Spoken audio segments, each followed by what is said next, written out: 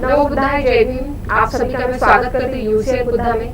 आज हमारी इस विशेष मुलाकात में आज हमारे साथ 3 गेस्ट एक साथ बैठे हुए, ये बहुत ही बखूबी की बात है, जिससे आज हम रूबरू होने वाले हैं अलग अलग सवाल और जवाबों को लेकर। और ये मुलाकात विशेष करके डॉक्टर बाबा साहब अम्बेडकर की जयंती के उपलक्ष्य में रखी गई है। तो आप सभी को डॉक्टर बाबा साहब अम्बेडकर जी की जयंती की बहुत सारी शुभकामनाएं। So welcome all guest. Thank you. हमारे स्टूडियो में है डॉक्टर स्मृति रामटेके, डॉक्टर तृप्ति केरकर जी और उसी के साथ doctor Deepa Jahangir ji. So welcome ma'am. Thank you. तो जैसे कि मैं देख रही हूँ कि अभी फिलहाल में ही डॉक्टर बाबा साहब अम्बेडकर को देखते हुए बहुत सारे ऐसे अलग अलग कॉन्फ्रेंस भी होते हैं, बहुत सारा कार्य भी होता है। और अभी हमने देखा कि 22 मार्च को बुद्धिस्ट इंटरनेशनल कॉन्फ्रेंस भी की गई थी, जिसके आयोजक तृप्ति मैम रहे हैं। तो मैं जानना चाहूंगी कि एग्जैक्टली ये जो हम कॉन्फ्रेंस भी लेते हैं, तो इसके पीछे क्या उद्देश्य होता है और क्या एग्जैक्टली इम्पैक्ट होता है? I'll take this. 1942 मध्ये बाबासाहेबांनी पहिली दलित महिलांसाठी कॉन्फरन्स घेतली होती, ती पण नागपूरमध्ये. ओके. आणि त्याच्यानंतर अनेक कॉन्फरन्सेस झाल्या, पण आंतरराष्ट्रीय बौद्ध महिलांची कॉन्फरन्स ही नागपूरमध्ये आता पहिल्यांदा झाली आहे. ते एक वैशिष्ट्य होतं या कॉन्फरन्सचं. आणि नागपूर आम्ही निवडलं कारण सगळ्यांना आपल्याला माहिती आहे नागपूरची दीक्षाभूमी ही जी क्रांतीभूमी आहे आणि बाबासाहेबांची जी क्रांती तिथपासनं जी घडवून आणली बाबासाहेबांनी जेव्हा त्यांनी बौद्ध धम्म आत्मसात केला तेव्हा. तर हे दुसरं वैशिष्ट्य होतं त्या कॉन्फरन्सचं. आणि या कॉन्फरन्सच्या माध्यमातून सगळ्या स्त्रियांनी एकत्र यावं, एका प्लॅटफॉर्मवरून आपली वैचारिक क्रांती ती पुढे न्यावी, हा त्याचा उद्देश होता. छान. तुम्हाला काय वाटते? मला असं वाटतं ही अतिशय सुंदर अशी कॉन्फरन्स झाली, कारण की इथे सर्व स्तरातील महिला होत्या, म्हणजे उच्च शिक्षित होत्या, नंतर मिडल ज्या असतात म्हणजे ज्या स्कूलमध्ये टीचर्स आहेत त्या होत्या, नंतर टीनेजर्स मुलं मुली पण होते, आणि आणखी सपोर्टिव्ह मध्ये म्हणजे नुसत्या महिलाच नाही पुरुषही होते. तर मला असं वाटतं ही एक अशी परिपूर्ण कॉन्फरन्स होती, ज्याचं स्वप्न बाबासाहेबांनी खूप आधी पाहिलं होतं आणि ते परिपूर्ण होताना दिसलं.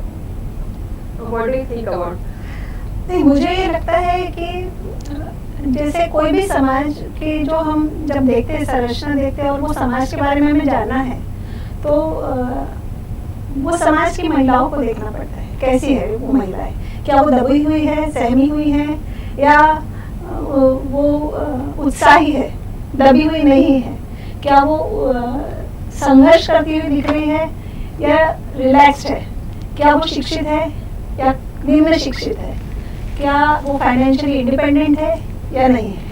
तो वो जो कॉन्फ्रेंस हुई उसमें हमने देखा कि खुलकर सभी स्त्रियों ने अपने विचार रखे. धर्म के बारे में स्त्रियों को भी जानकारी थी जितनी कि पुरुषों को रहती है, और सारी महिलाएं वेल रेड थी, पढ़ी हुई थी, सुलझी हुई थी, विचार कर सकती.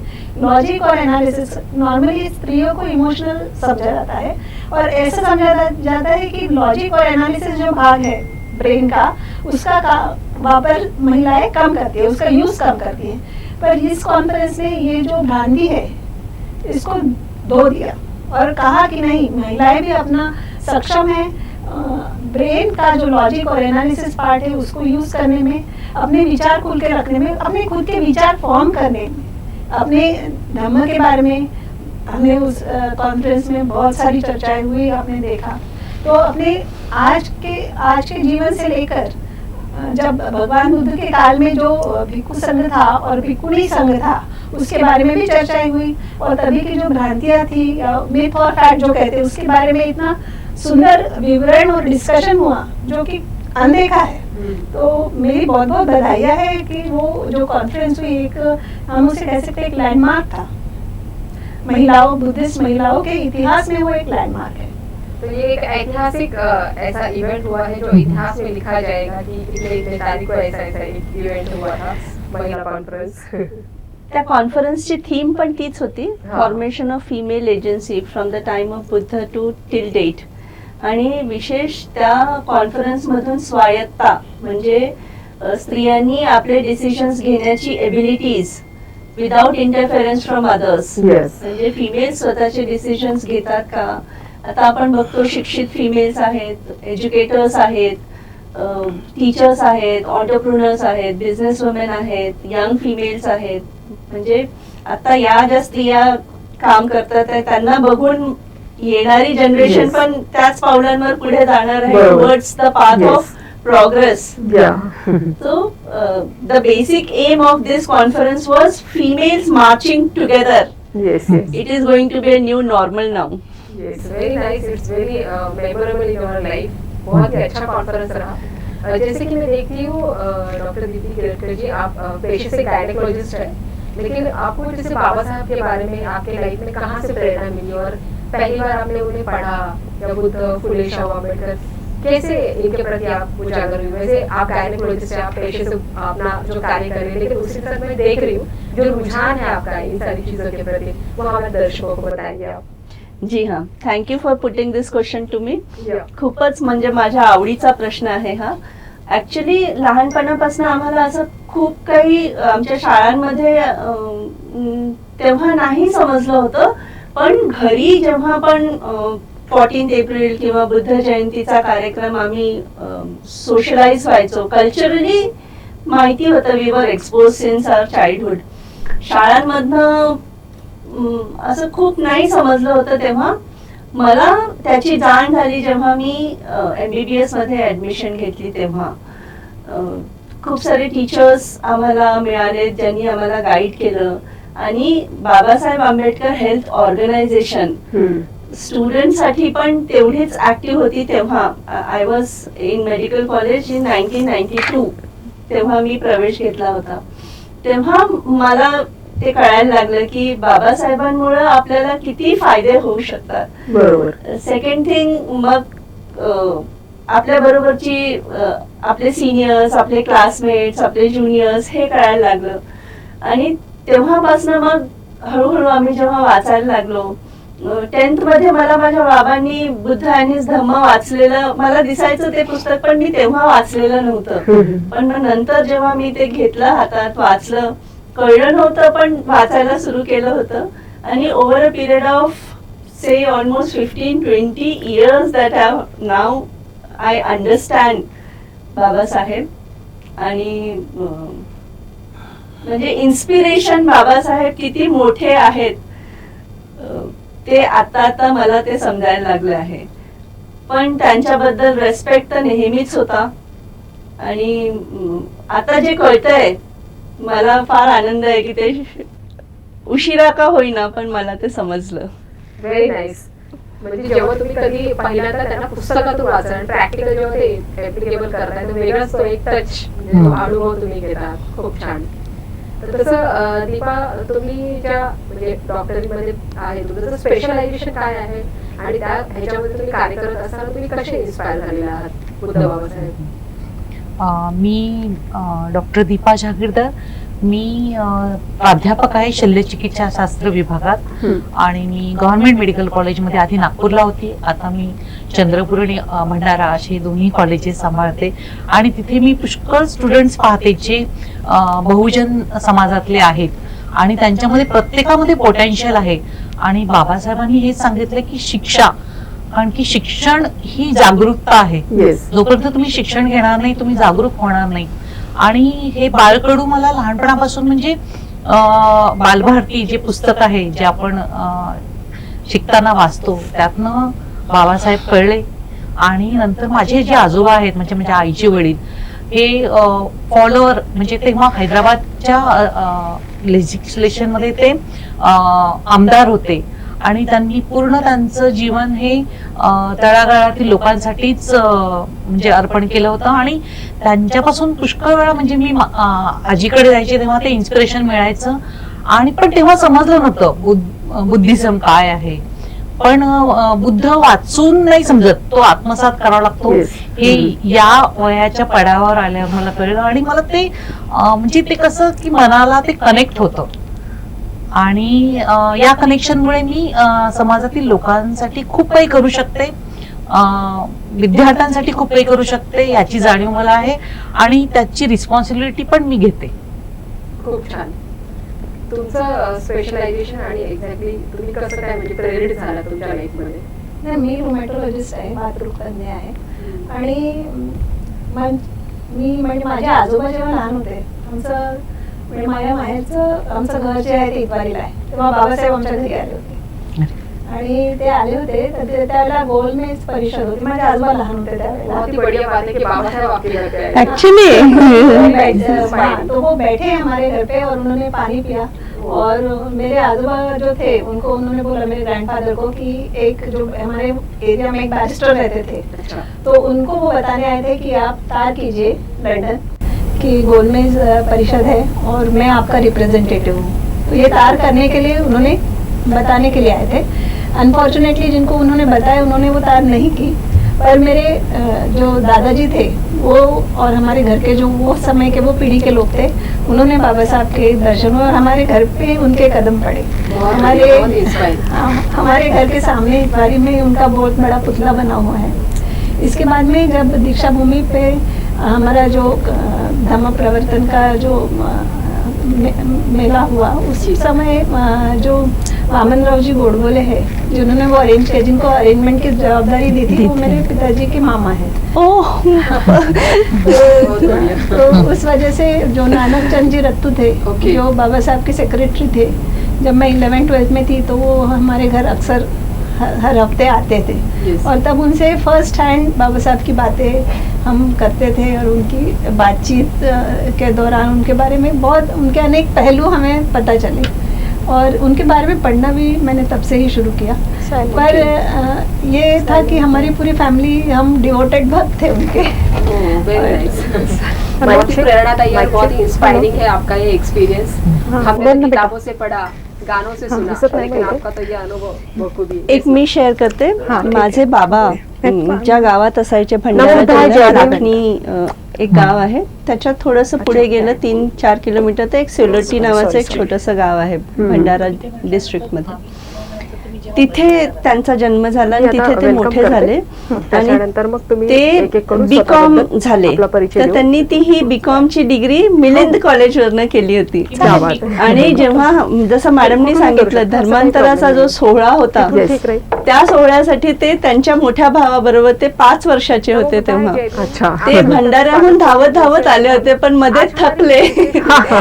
कुठेतरी लिफ्ट घेतली आणि असे ते पोहोचले इथे दीक्षाभूमीवर, पण खूप गर्दी होती तर तेव्हा ते बाबासाहेबांना नाही पाहू शकले होते. पण जेव्हा बाबासाहेब भंडाराला गेले होते तेव्हा त्यांनी बाबासाहेबांना पाहिलं होतं. आणि माझ्या बाबांना ते खूप डिस्टिंक्ट मेमरीज आहेत बाबासाहेबांची, की बाबासाहेब खूप उंच आणि he was a very good looking, एकदम राजासारखे दिसायचे, व्हेरी हँडसम. अँड म्हणजे त्यांना बघूनच असं म्हणजे माझे बाबा जेव्हा सांगतात तेव्हा त्यांचं ते रिॲक्शन बघायला पाहिजे. He is completely in awe of that his childhood memory. तो भूल नाही सकता है. आता माझे बाबा 87 वर्षाचे आहेत. बहुत बढ़िया, बहुत इन्स्पायरिंग है आप तीनों के एक्सपिरियन्स. खूपच छान वाटलेलं आहे. जसं मी बघत आहे की महिला प्रत्येक क्षेत्रामध्ये पुढे प्रगतीपथावर गेलेल्या आहेत, प्रत्येक क्षेत्रामध्ये. जसं तुम्ही तुमचंही सांगितलं कि you are also in a different specialization doctors. So लेकिन कहीं ना कहीं हम देखते हैं कि जो महिलाएं हैं वो आज भी एम्पावर हुई है क्या लगता है आप सभी को? आज भी वो महिला एम्पावर हुई है, सच में उन्हें वो स्वायत्तता मिली है? भले हम देख रहे हैं ऊपरी तौर पे है, या और भी कोई बहुत सारी चैलेंजेस उन्हें आती है क्या? किस तरह?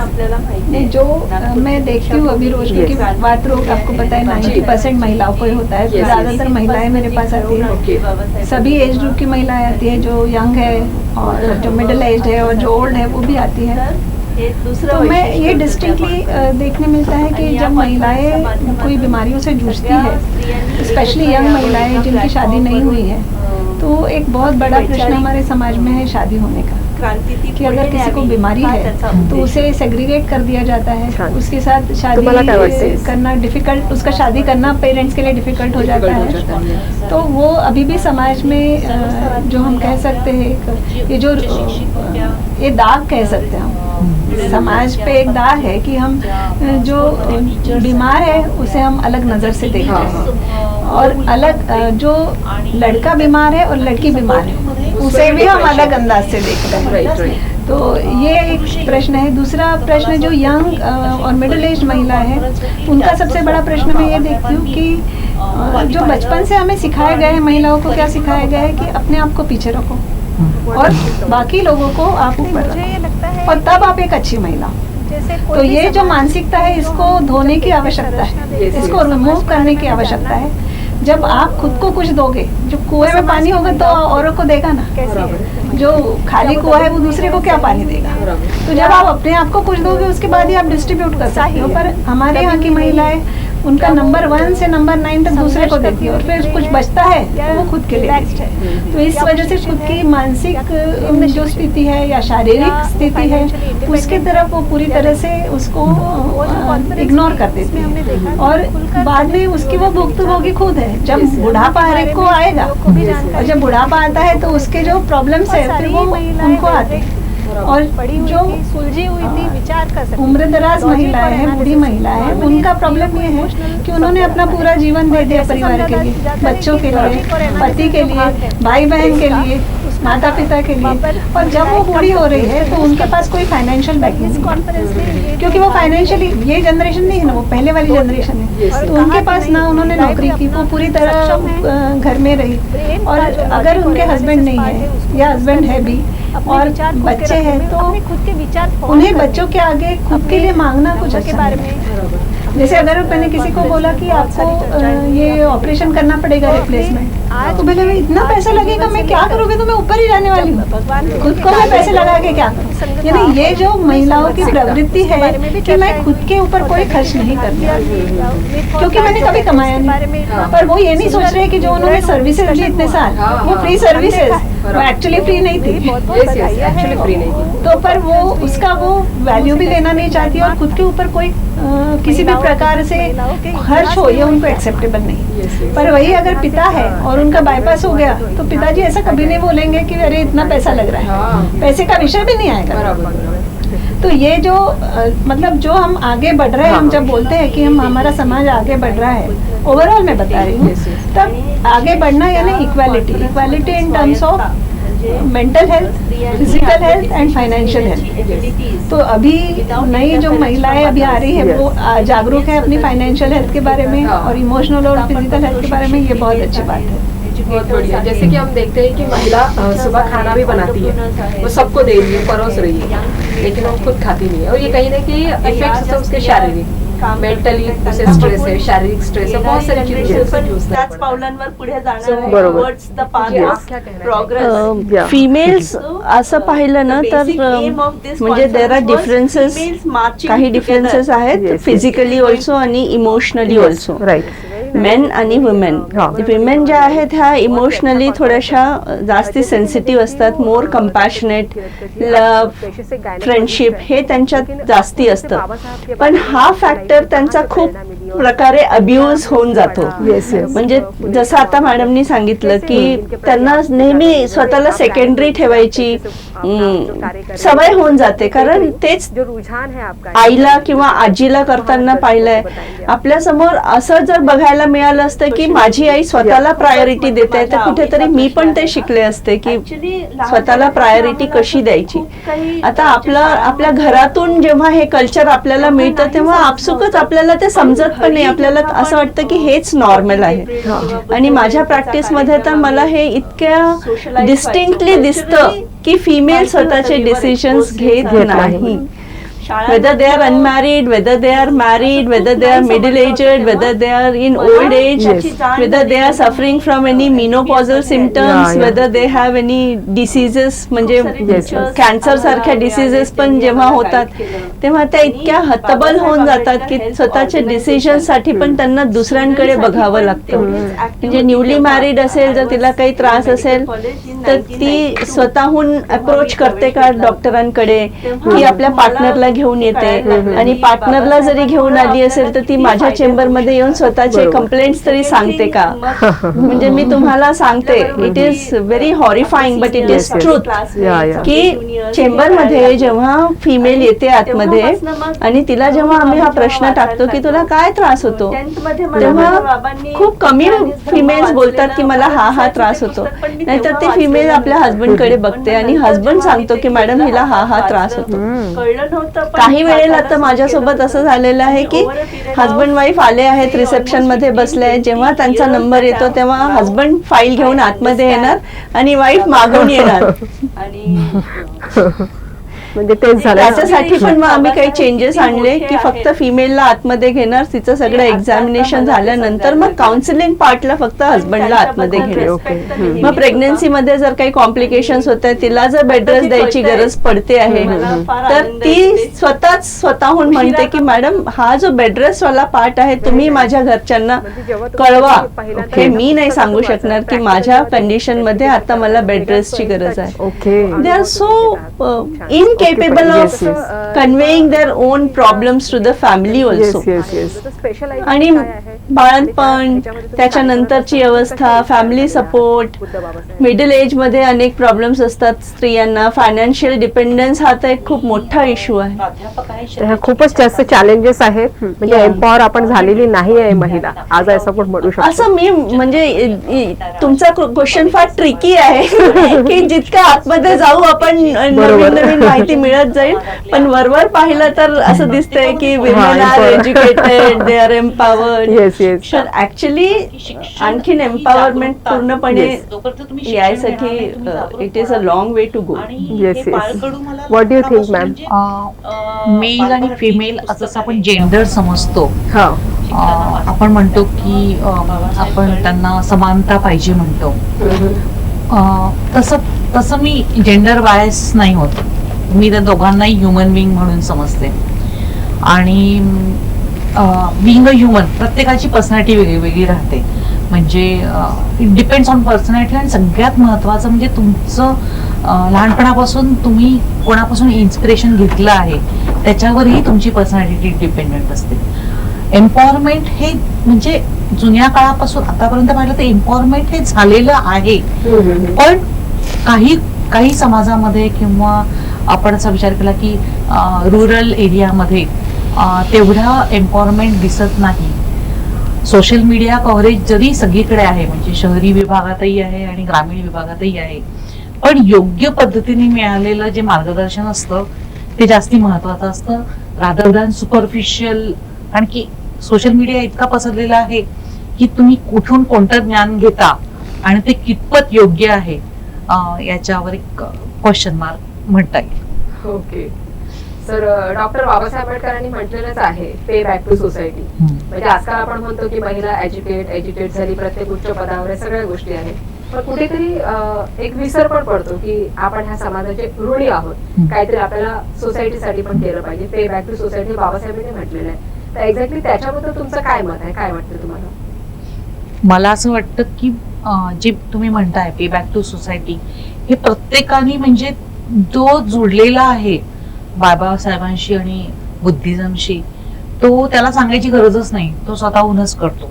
पण काही लोक कसं की त्याचा दिखावा करून फक्त स्वतःच्या उन्नतीसाठी जेव्हा काम करतात तेव्हा मग कुठेतरी समाज मागे होतो. म्हणून आपण सगळ्यांनीच म्हणजे आपण स्वतः आणि आपल्या मुलांना पण हे सांगणं खूप जरुरी आहे की तुम्ही फक्त स्वतःचा विचार करून नका करू कामं. तुम्ही एक ब्रॉड म्हणजे म्हणतात ना युनिव्हर्स साठी जर आपण विचार केला तर ते इतकं अबंडन्स आहे जे आपल्याला बुद्धिझम मध्ये पण सांगितलेलं आहे. मेडिटेशनच्या थ्रू म्हणजे त्यांना जे एनलाइटमेंट मिळालं ते त्यांच्या त्या ध्यानामुळे आणि कर्मामुळेच मिळालं. बरोबर. आणि म्हणूनच बुद्ध हे एकच आहेत येस आणि बाबासाहेबही एकच आहे. बरोबर. पे बॅक टू सोसायटी हा तर खूपच सेन्सिटिव्ह इश्यू आहे. म्हणजे आपण बघतो की आपल्याला खूप फायदे मिळतात आहे, पण बाबासाहेबांनी त्यांना जे कष्ट करावे लागले हे आपण जेव्हा वाचतो, हे जेव्हा आपण अनेकांकडनं ऐकतो तेव्हा आपल्याला कळतं, पण त्या कष्टाची अजून पण इंटेन्सिटी आपल्याला समजत नाही. कारण आता आपल्याला एक अच्छी खासी थाली परोस के हमारे सामने आ गई है और हम उसका स्वाद लेते जा रहे हैं. पण ते करताना बाबासाहेबांना जे कष्ट झाले, आता बाबासाहेबांनी प्रत्येक स्त्रीसाठी केलं, केवळ एका समाजाच्या स्त्रीसाठी मर्यादित नव्हतं जे काही त्यांनी केलं, प्रत्येक स्त्रियांसाठी. Right to education, right to property, right to adoption, equal pay, equal salary, working hours जे कट शॉर्ट केले, it is equal for all the females, म्हणजे प्रत्येक जाती धर्माच्या महिलांसाठी. पण आपल्याला असं दिसतं का बाकीच्या महिला कृतज्ञ आहेत का, किंवा ते त्यांना याची जाणीव तरी आहे का? आंबेडकराईट महिलांना भरपूर जाणीव आहे आणि ते कृतज्ञता त्या त्या प्रकारे व्यक्त पण करतात. आता आम्ही डॉक्टर, आम्ही तिघी मॅडम रिमॅटॉलॉजिस्ट आहेत, मी गायनेकोलॉजिस्ट आहे, मॅडम सर्जन आहेत. आम्ही आमच्या परीने जे काही पे बॅक टू सोसायटी करत आहोत ते आम्हाला माहिती आहे. आम्ही अनएथिकल काम करत नाही, ज्याची गरज नाही त्याचं सर्जरी करत नाही, ज्याला जितकं गरज आहे तितकंच करणार. खोटं बुद्धिझम आपल्याला शिकवते की आपल्या फायद्यासाठी खोटं बोलू नका, आपल्या फायद्यासाठी दुसऱ्याचं नुकसान करू नका, इक्वॅलिटीनी वागा सगळ्यांशी, फ्रेंडशिप स्प्रेड करा, compassion towards all living beings, हे जे आपण फॉलो करतो. But do we see the same things going on from other society members? Man is a social animal, आपल्याला सोसायटीमध्ये राहायचं आहे. But one segment of the society is spreading all these things, but the other part of the society is not paying the same things back to the society. पण बाबासाहेबांनी तसं नाही केलं. बाबासाहेबांनी सगळ्यांसाठी, बरोबर, he was very compassionate towards all the females, all the men. पण आता लोक बाबासाहेबांना फक्त एका कम्युनिटीशी जोडून, it's a great injustice to that great man. Yes, right. जसे की हम देखते की बाबासाहेबांनी पण असं म्हटलं की जी महिला प्रगतीपथावर आहे त्या महिलेला बघून म्हणजे कळते किती कोणत्या कम्युनिटीची, तिचा तो समाज आहे तो किती प्रगतीपथावर आहे. आता तसंच बाबासाहेब म्हणतात की शिका, संघटित व्हा आणि संघर्ष करा, हे बाबासाहेबांचे विचार. पण खरंच पे बॅक टू सोसायटी बद्दल आपण जर म्हटलं तर प्रत्येकच महिला किंवा प्रत्येकच व्यक्ती पे बॅक टू सोसायटी करत नाही, आणि ते खरंच करायला पाहिजे. कुठेतरी आत्मीयता ती त्यांच्यामध्ये निर्माण झालं पाहिजे. पण कसं आहे की पे बॅक टू सोसायटी तर महत्वाचं आहेच, आणि माणूस जसा इम्पॉवर होतो किंवा महिला जशी इम्पॉवर होते तर नॉर्मली त्या प्रयत्न करतातच की तुम्ही पे बॅक टू सोसायटी म्हणजे आपल्या 5 नातेवाईकांनाही वळणं ते पे बॅक टू सोसायटी आहे ना. तुम्ही आपल्या स्वतःच्या मुलांनाही शिकवलं ते पे बॅक टू सोसायटी आहे, आणि तुम्ही तुमचं काम ऑनेस्टली विथ डिग्निटी आणि 100% डिव्होशननी, आणि if you are the best in your work, that is also pay back to society. कारण कुठेतरी तुम्ही ते करून तुमच्या सोसायटी बद्दल जो मान आहे, सन्मान आहे, तो वाढवत आहे. तर मला वाटतं की आता दीपभव, सो पहिले स्वतःपासून ती सुरुवात, स्वतःच्या जवळच्या लोकांपासून, आणि मग स्प्रेड टू द सोसायटी. जिथे जिथे तुम्हाला दिसतंय की तुम्ही मदतीचा हात देऊ शकता. आणि सगळ्यात मोठं जे रिलिजन आहे दॅट इज ह्युमॅनिटी. सो त्याला कुठल्या रिलिजनची, धर्माची किंवा कुठल्याही जातीची च्या पलीकडे ह्युमॅनिटी आहे. कुठल्याही देशाच्या बाउंड्रीज ते मानत नाही. त्यामुळे आणि डॉक्टर्स जे आहे ते कुठल्याही धर्मामध्ये आणि समाजामध्ये बांधील नाही. त्यामुळे कुठेही आहे, कुठलाही समाज आहे तो आपलाच आहे. Man and woman, children and adults and old people, हे सगळे आमचेच आहे. त्यामुळे डॉक्टरांचा रिलिजन किंवा धर्म असं नाही म्हणतात, किंवा जातीमध्ये त्यांना नाही बांधता येणार. जिथेही त्यांना दिसते की मदतीची हात, तर कधी तुम्ही बघितलं का कुठल्या डॉक्टरला धर्म विचारताना किंवा जात विचारताना? त्यामुळे कुठेही जिथे मदत करू शकता तिथे मदत करा. त्याला कुठल्याही जातीचं, धर्माचं बंधन नसावं, किंवा माणसाचं किंवा बाईचं सुद्धा बंधन नसावं. बरोबर आहे. आणि खूपच छान असे एक्सपिरियन्स आहेत तुमचे, ज्याच्यामध्ये तुम्ही म्हणजे पंचशीलचं आचरण करत आहात. कारण बाबासाहेबांनी शिलाचरणावरती सांगितलेलंच आहे शील हे किती महत्वाचं आहे. आणि शिलाचरणी असेल, एखादा डॉक्टर असेल, इंजिनियर असेल, प्रत्येक पेशामध्ये तुम्ही पंचशील जर फॉलो करत आहात. तर आजकाल आपण बघतो की बरेच डॉक्टर्स म्हणजे त्याच्यामध्ये की मला कुठून जास्तीत जास्त पैसे मिळतील एखाद्या वेगळं ऑपरेशन किंवा काही सांगून असं, पण you are doing very honestly, so it's really very proud of. तसंच मी हे बघू शकते की आपण पंचशील तर फॉलो करतो, पण त्यासोबत मेडिटेशन, ध्यान साधना, विपश्यना हे तुमच्या पेशेमध्ये पण तुम्ही कुठे ना कुठे करत असाल किंवा केलं असेल तर एक्झॅक्टली काय कसा एक्सपिरियन्स आहे ध्यान साधण्याचा, आणि खरंच हे वैयक्तिक जीवनामध्ये इम्पॉर्टंट आहे का, त्याच्याबद्दल काय वाटतं एक्झॅक्टली? मला असं म्हणायचं की मेडिटेशन हे म्हणतात ना, आपल्याच ह्युमन बॉडीमध्ये असलेलं एक अमृत म्हणता येईल किंवा ते औषध आहे, आणि जी आपली बॉडी क्रिएट करते, आणि ते क्रिएशन कशावर अवलंबून आहे तर तुमच्या विचारांवर. तर मेडिटेशनमुळे आपले म्हणजे कॉर्टिसॉल म्हणून जे हार्मोन आहे त्याला स्ट्रेस हार्मोन म्हणतो आपण, तर हे इतकं वंडर आहे मेडिटेशनचं, जे मला असं वाटतं की हे याची जनजागृती झालीच नाही. कारण की लोकांनी कसं म्हणजे लार्जर स्पेस याच्यामध्ये लोकांनी बुद्धिझमला समजलंच नाही. ज्यांना बुद्धिझम समजलं आहे, का हा समाज पुढे प्रगती करतोय, कारण की यांना बुद्धिझम समजलंय, त्यांना मेडिटेशन समजलंय.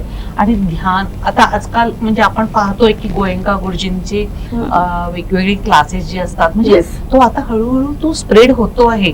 पण जे बेस आहे ना ते बुद्धिझमच आहे, जे इतर धर्मांमध्ये बुद्धिझम हा शब्द न वापरता त्याचा म्हणजे माइंडफुलनेस म्हणू शकतो, माइंडफुलनेस म्हणू शकतो, हार्टफुल माइंडफुलनेस आहे. पण याच्यातही आनंद आहे की तो स्प्रेड होतो आहे, बुद्धिझमचाच विचार स्प्रेड होतो आहे.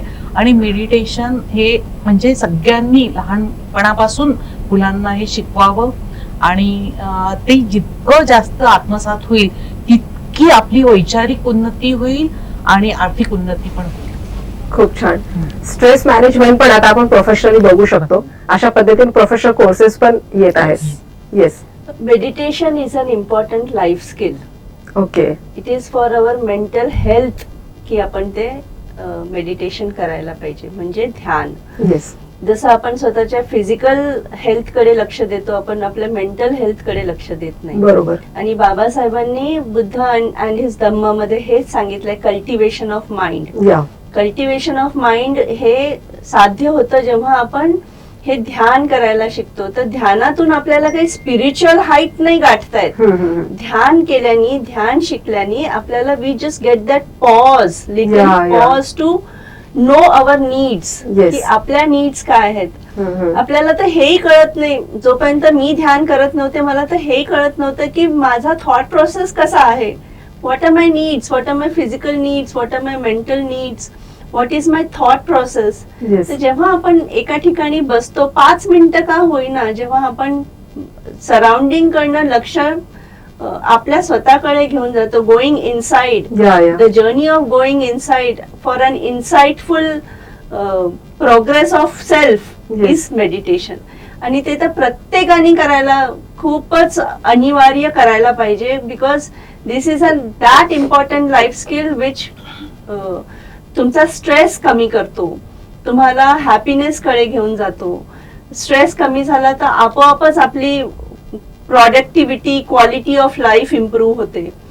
तर it is very underused life skill and which is not been propagated that it should have been. तर meditation is an important part of our life, आणि ते आपण शिकायला पाहिजे, शिकवायला पाहिजे, आणि स्वतः प्रॅक्टिसेस मध्ये आणायलाच पाहिजे. खूप छान. जैसे बाहर की जर्नी नहीं तो वो अंदर की जर्नी है, और मेंटल पीस धीरे धीरे डेव्हलप होता है.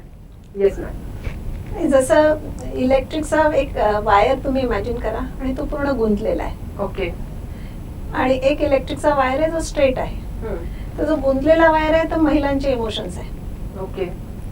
आणि जो स्ट्रेट वायर आहे तो पुरुषांचे इमोशन्स आहे. तर महिलांना पुरुषांपेक्षा मेडिटेशनची आवश्यकता फार जास्त. बरोबर. Yes, right. आणि त्याला अंडरमाइन करण्यात आलेलं आहे नेहमी, कारण त्याचे गुंतागुंतीचे इमोशन्स जास्त आहेत, गुंतागुंतीचे आहे. म्हणजे एक महिला आहे ती कधीही असं होणार नाही की फक्त मुलांबद्दल विचार करते. ती मुलांबद्दल विचार करते, ती नवऱ्याबद्दल विचार करते, ती सासू सासऱ्यांबद्दल करते, तिकडे आई वडिलांचं काय त्यांच्याबद्दल, तिकडे भाऊ बहिणींचं काय, कुठे मावशी मामा हे पण, कुठे मैत्रिणीचं. आणि मग जर का ती शिक्षित आहे आणि ती जॉब करते तर जॉब बंद पण. तर इतक्या सगळ्या ते जे म्हणजे दुर्गा देवीचे 10 हात जे म्हणतात हा. त्याप्रमाणे तिचे ते 10 मन सुरू असतात एका वेळेला. बरोबर. आणि इतकी प्रचंड गुंतागुंत आहे की स्वतःला ती कुठेतरी हरवून बसते. हम्म. तर स्वतःला शोधणे म्हणजे मेडिटेशन आहे की यात मी कुठे आहे. बरोबर. हे तर विचार आहेत ना, थॉट्स.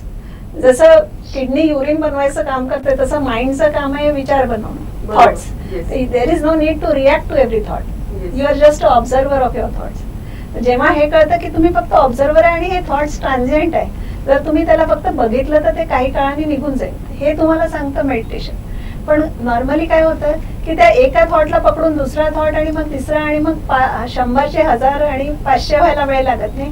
आणि मग कालांतराने डिप्रेशन, एन्झायटी हे सगळे प्रश्न येतात. हम्म. पण हे थॉट सगळे काही या 1000 थॉट्स मधला फक्त 1 किंवा 2 थॉट्स महत्वाचे असतात.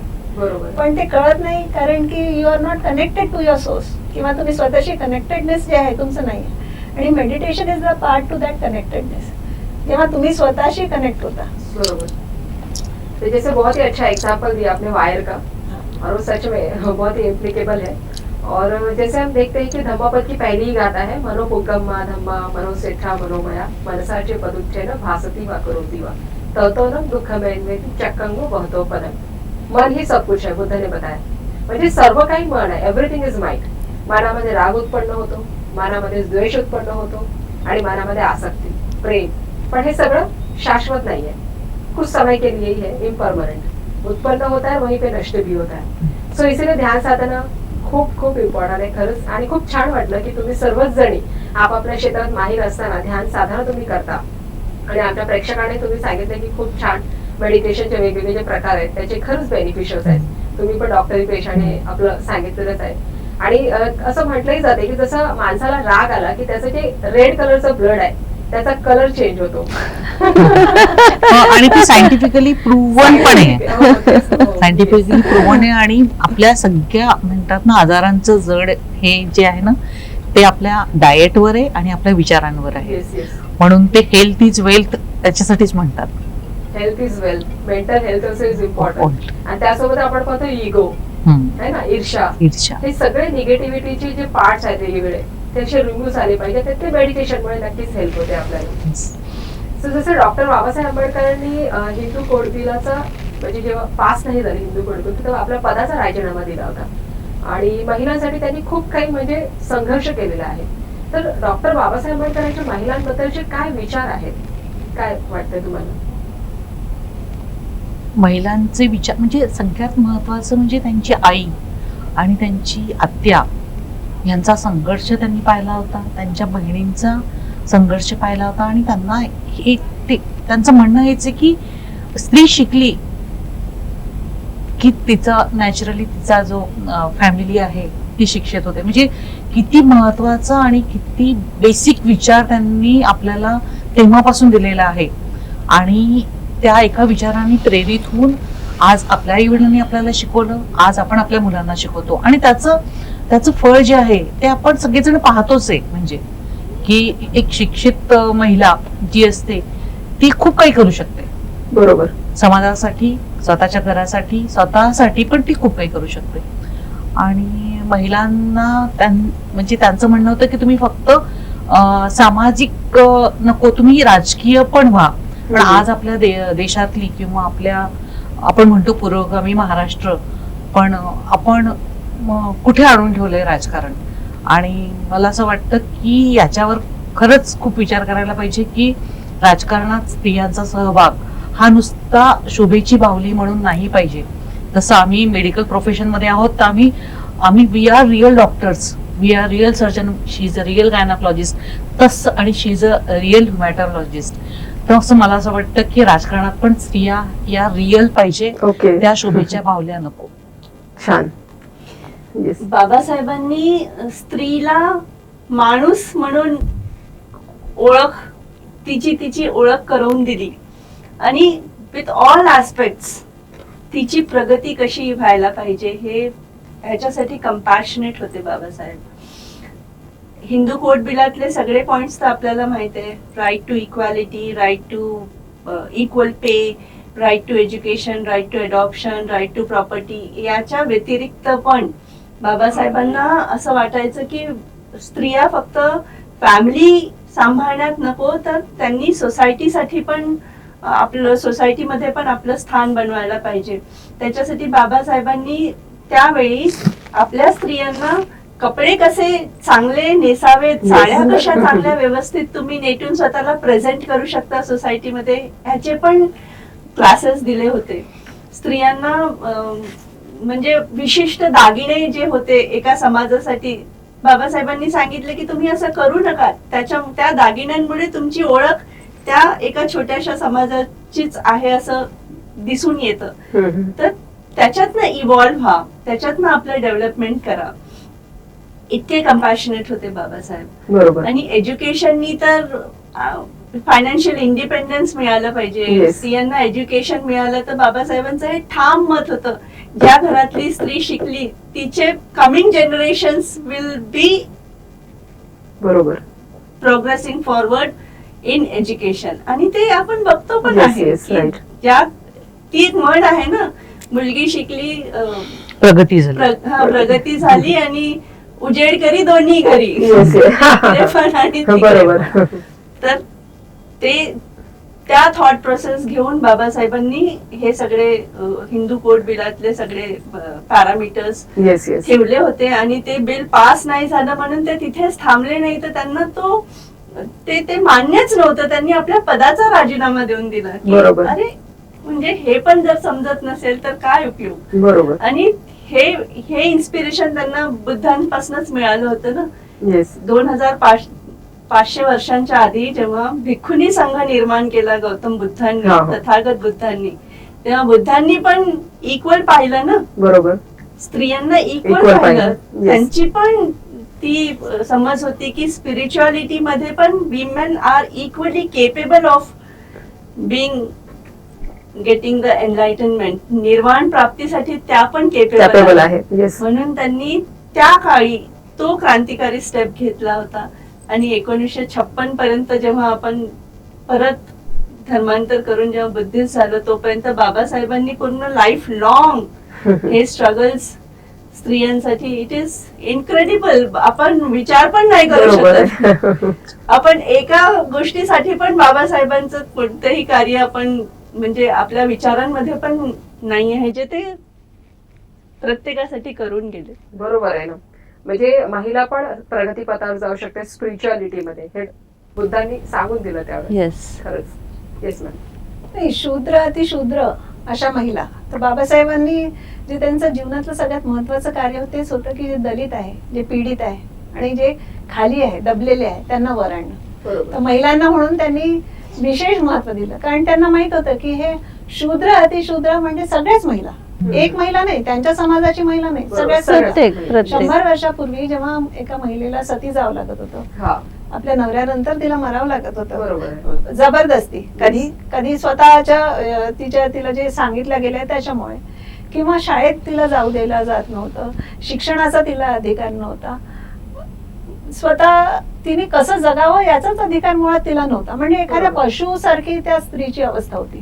तर आज त्या स्त्रियांना इथे आपण या 4 स्त्रिया बसलोय मंचावर, हे कुठेतरी बाबासाहेब, ज्योतिबा फुले आणि सावित्रीबाई फुले यांचाच आपण धन्यवाद करायला हवा. आणि अजून we have a long way to go. आणि नियम कसा आहे बघा निसर्गाचा, की जो इथे चक्र आहे, जो खाली जाणार तो उद्या वर येणार. बरोबर आहे ना. त्यामुळे आता महिलांची तर 100 वर्ष झालेत, अजून सुरुवाती नाहीये. बरोबर आहे. तर आय थिंक की there is a long way to go for women. We are just begin. हे जे आहे हे बिगिनिंग आहे. It is a beginning of something very big. आपल्याला आपलं पूर्ण पोटेन्शियल माहित नाही. जी महिला एका बाळाला जन्म देऊ शकते, म्हणजे पृथ्वी जी सुरू आहे किंवा ह्युमन रेस जी आहे ती आज महिलेमुळेच ते सगळं सुरू आहे. ती एका बाळाला जन्म देऊ शकते, त्याचं संगोपन करून त्याला मोठं करू शकते, ती काय नाही करू शकत. बरोबर आहे. त्याच्यामुळे तिचं कधीतरी काय असतं की जो खूप पॉवरफुल असतो ना, त्याला मुद्दाम असं दाखवण्यात येतं की तुम्ही अगदीच काही नाहीये, not capable. It's a way to trick your mind की you are nothing. But when that happens, you have to understand that you are one of the most powerful beings on this planet. आणि हे त्यांनी आपल्याला realise करून दिलं, त्यांनी help केलं. He was a messenger for that. Yes. आणि I think की आता पुढच्या पण ज्या सगळ्या महिला आहे, सगळ्या समाजाच्या महिला, आता जी पण आपल्याला त्यांनी वाट दाखवली आहे ते धरून आपल्याला पुढे जायचं आहे. बरोबर. आणि जे मॅडमनी म्हटलं की फक्त राजकारण, म्हणजे आता जर तुम्ही बघितलं तर सगळीकडे महिला अग्रेसर आहे, फक्त राजकारण सोडून. बरोबर. म्हणजे काही राजकारणी महिला त्याला अपवाद होत्या, पण तिथे त्यांना घराणेशाहीचा त्यांना आधार मिळाला. येस. पण जिथे घराणेशाही नाही आहे अशा महिला तुम्हाला राजकारणात येताना दिसणार नाही. नॉर्मली ते आपल्या नवऱ्यासोबत येताना दिसतात, बरोबर आहे. किंवा नॉर्मली ते हा. तसं दिसतात की किंवा रिप्लेसमेंट ऑफ हजबंड हा. असं दिसतात. इंडिपेंडेंटली येणाऱ्या महिला कमी आहेत, कारण ते चारित्र्य हनन फार होतं. ती एक भीती महिलांना भीती आहे. सतत असते. पण आता ही, आणि त्यामुळे ज्या शिक्षित महिला आहेत किंवा चांगल्या घरच्या महिला आहेत त्या तिथे राजकारणात जाण्यापासून स्वतःला दूर ठेवतात. ज्यांच्या घराण्यात राजकारण आहे त्यांना त्याची भीती तेवढी नसते किंवा कमी असते. पण मला वाटतं की in another few centuries many women are going to come up आणि join politics. So really it is all credit goes to Dr. B.R. Ambedkar. Yes. Yes, बहुत बड़ी क्रांति उन्होंने की है. तर शेवटचा प्रश्न महिलांना ती हिंमत बाबासाहेब देऊ शकले. बरोबर. तर जसं आता आंबेडकर जयंती आहे आणि आपण पाहतो की फार जल्लोषामध्ये आंबेडकर जयंती साजरी केली जाते भारतामध्ये, प्रत्येक जिल्ह्यामध्ये आणि बऱ्याच ठिकाणी. तर ह्या आंबेडकर जयंती निमित्त तुम्ही आपल्या युवा जनरेशनला आणि आपल्या महिलांना काय संदेश द्याल आमच्या चॅनलच्या माध्यमातून? Anyone can take. मी तर म्हणेल की प्रत्येक स्त्रीला समजलं पाहिजे की ती आज जे काही करते आहे, आपण जो हा मोकळा श्वास घेतो आहे, बरोबर, तो बाबासाहेबांमुळे. बाबासाहेब होते म्हणून आपण आज आहोत. बरोबर. Because he was we are today. Yes yes. तर माझा सगळ्या प्रेक्षकांना हा मेसेज आहे की Jai Bhim. Okay, nice. Yes. आज आपण बाबासाहेबांचे किती धन्यवाद केले तरी ते कमी आहे. आणि आपण त्यांची लेकरं आहे, तर लेकरं सहसा आई वडिलांचे तेवढे आभार मानू शकत नाही, पण आपण मनोमन मानतो आहे. आणि आपल्या येणाऱ्या कितीतरी पिढ्या, आणि ते फक्त दलितांचे बाबा नव्हते, ते स्त्रियांचे सुद्धा बाबा होते. बरोबर. हे महिलांनी सगळ्याच लक्षात घ्यायला हवं. आणि महिलांसाठी त्यांनी काय केलं हे मला वाटतं सगळ्याच महिलांनी, ते कुठल्याही जाती किंवा धर्माच्या असो, त्यांनी ते खरंच वाचायला हवं आणि त्याच्याबद्दल मंथन करायला हवं. आणि जशी आपण ही संगोष्ठी केलेली आहे ती त्यांनीही करावी आणि त्यांची जागृती व्हायला हवी की बाबासाहेबांनी खरंच महिलांसाठी किती मोठं कार्य केलं. आणि मनातून ते एक्सेप्ट करायला हवं. Yes yes. ऊपरी तौर पे नहीं. मुझे ये कहना चाहती हूँ मैं कि डॉक्टर बाबा साहेब अम्बेडकर, इनकी जो लोकशाही की, लोकतंत्र की जो ये थी, यानी जो साकार करने का उनका जो तरीका था या जो उनको बताना था, वो सिर्फ चुनाव नहीं था, वो जीवन जीने का तरीका था. और वो जीवन जीने का तरीका उन्होंने स्वतंत्रता, समता और बंधुत्व, इन तीन त्रिसूत्री पे उनका आधारित था. और वो एक महिला के तौर पर मुझे ऐसे लगता है कि वो हम सब लोगों ने आगे लाना चाहिए. बहुत बहुत धन्यवाद आप सभी का. Thank you. आपने अपना कीमती समय दिया और अपना बहुमूल्य आपने विचार हमें बताए.